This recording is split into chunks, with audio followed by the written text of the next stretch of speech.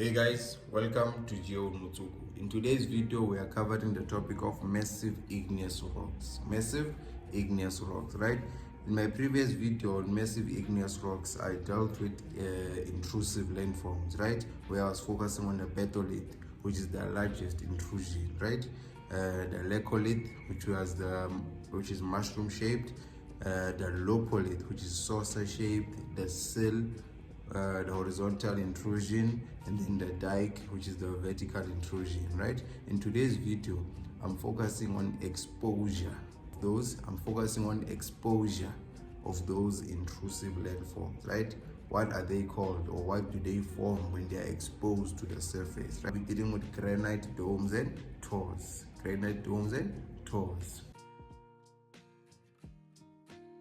Let's start with the granite dome. The granite dome, from the word granite dome, we already know that it is made up of granite, right?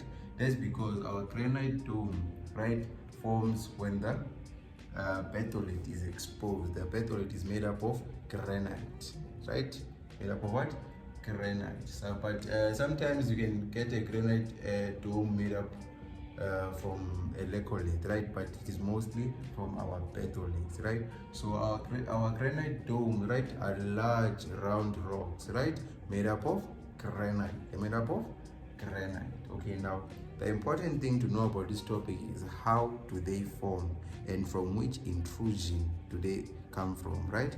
The granite dome comes from the batholith. The batholith is made up of granite, right? Now this is how it forms, right? Now below the surface, as you can see, I drew two diagrams, diagram A and diagram B. Diagram A, you can see the batholith is still below the surface, right? But at B, it is now exposed. It is now exposed. The batholith is exposed, and it is now my granite dome. At A, you can see we still have rocks above it, right? There's overlying rock strata above this batholith. It is below the surface, right? You can see above the surface, I even drew trees to show you that the batholith is still below the surface, right? There's an overlying rock strata, which means there are rocks still above it, right? This entire part is a rock above my batholith. As you can see, I drew arrows pointing down. They're applying a lot of pressure on the batholith, right? They're above it, applying a lot of pressure, right? But over millions of years, this overlying rock, this part above the batholith, is going to be weathered and eroded. We call that offloading. It is offloading because it's going like offload. It's going to move away, right? It's going to be weathered and eroded away. So the overlying rock will be eroded away. But before that happens, the batholith cools.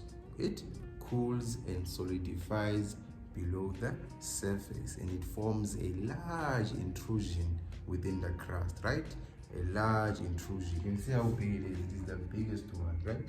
The overlying rock strata, this part above it, is going to be weathered and eroded away, right? As you can see at B, right? The overlying rock, it is now offloaded. You can see that this is the entire dome now exposed to the surface because this entire part was offloaded. There was weathering and erosion, right?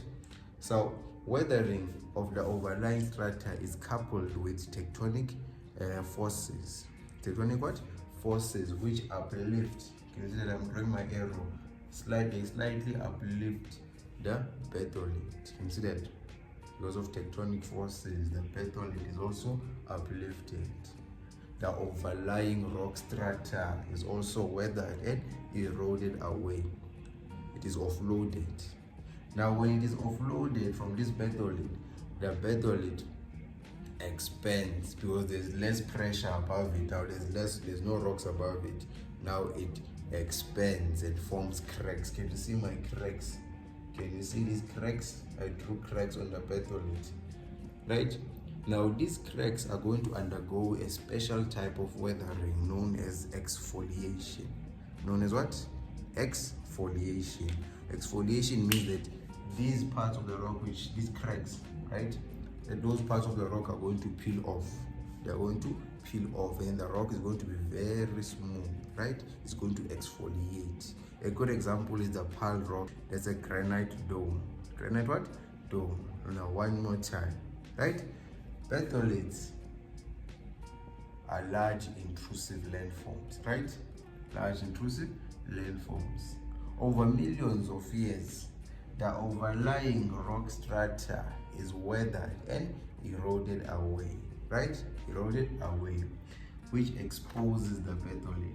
Since the overlying rock structure is now removed, is now offloaded, there is less pressure on that batholith, so it is now going to expand and crack and then over time it's going to undergo a special type of weathering known as exfoliation. This is when the rock is going to peel off. Now let me remove these cracks. It has peeled off. It is now smooth. It is very smooth. The granite dome is smooth. Can you see it?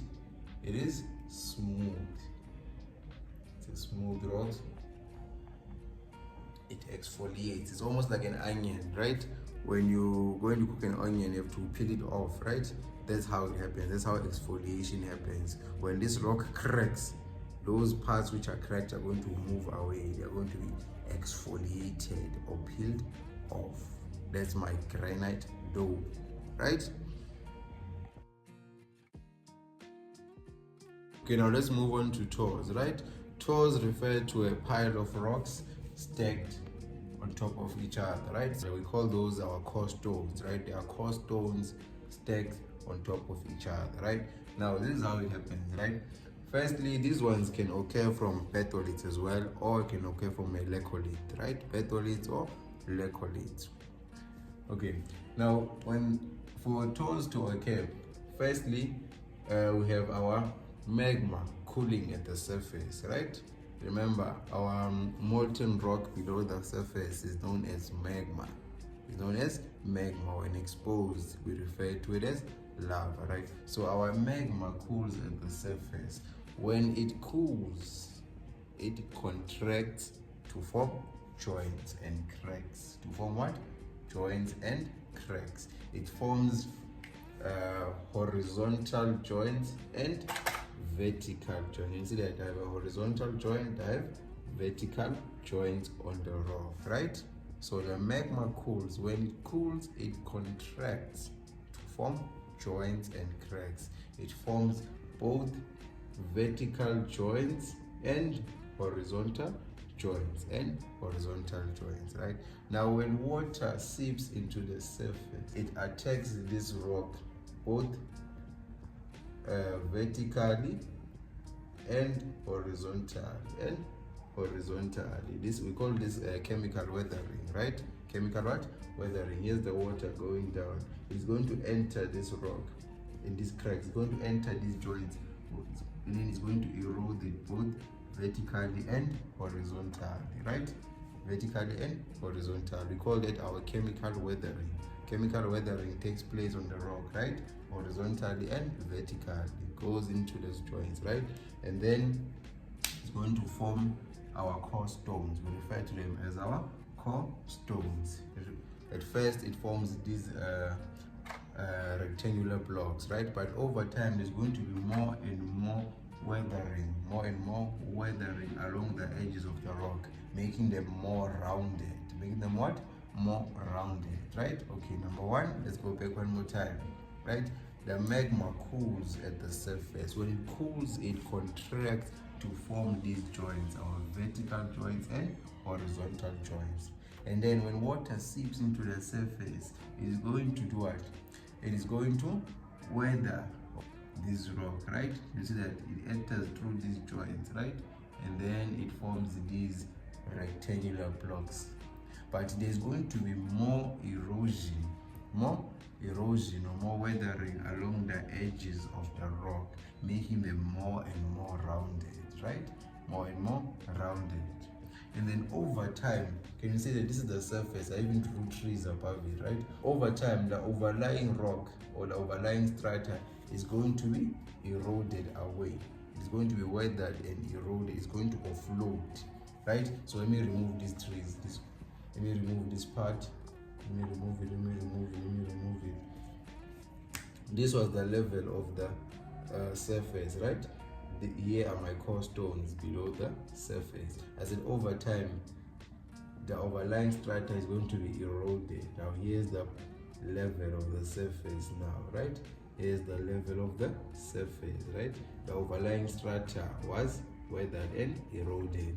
Now the core stones are now exposed to the surface. And as you can see, I tried to like shade around them. I was trying to show you that there are some fine sediments around the rock. Now when this around our toes or around our core stones, right? Now when these stones when these core stones are exposed to the surface, these fine sediments around are going to be eroded away by agents such as wind. They're going to be eroded away, they're going to be removed. You can see that. Now this is how our core stones are going to look, right? All the fine sediments around are now eroded away. Now we have a pile of rocks stacked on top of one another. We call these our tors. We call these our tors. You can see that.